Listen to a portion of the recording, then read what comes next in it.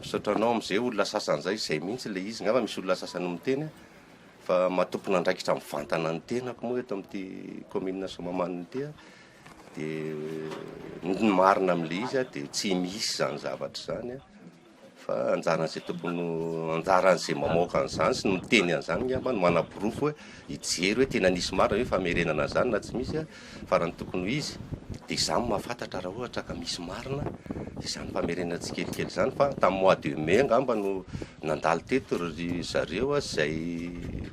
naka entana izay nangataka lalana teto aminay izay nera taminay izay nijereny hoe entana nalaina naka ny entana farany teto izay ny zavatra fantatro farany fa hatramin'izao tsisy ninenina mihitsy tsisy no mandalo tsisy maka entana tsisy nametraka entana tsisy mitrandraka tsisy manino tsisy zavatra nitranga ntsony izay niseho aloha hatramin'izay nakaty fa ny zavatra hitako fotsiny dia manomboka milamina le fiainan'ny vahoakan'ny Soamahamanina manomboka efa mba mirindra tsikelikely ny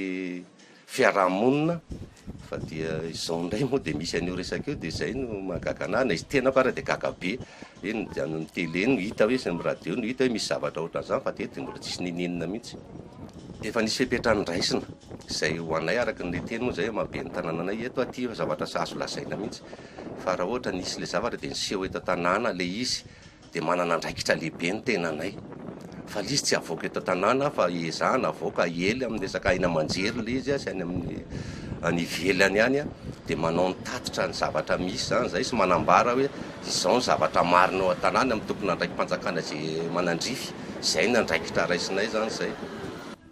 io filazako marina io mantsy matetika dia ilazana ndray fa hoe porsonoana tsy fantatry ny maire fa raha ny tena marina mizara telo ny mponina Soamahamanina zay zany sondage hitanay misy contre misy pour misy neutre fa ny tena marobe dia neutre tena misy neutre zany tsy miditra sady tsy makatsy makaroa izay ngamba ny tena zavatra marina amin'ny mahabe ny tanàna any itenenako an'izay zavatra izay ny zavatra marina mizara telo ireo olon'ireo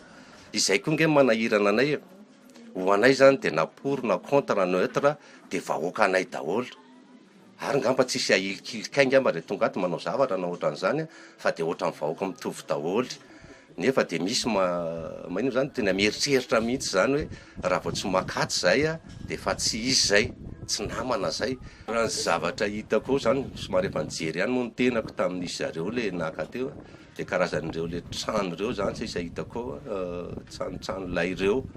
dia misy vitsy dia fantatro loatra ny asan'ireo fa le fitaovana rehetrarehetra tokony ampiasain'ny zareo dia efa tsy seho tsony fa efa nalainy tamin'ny mois de mai iny no farany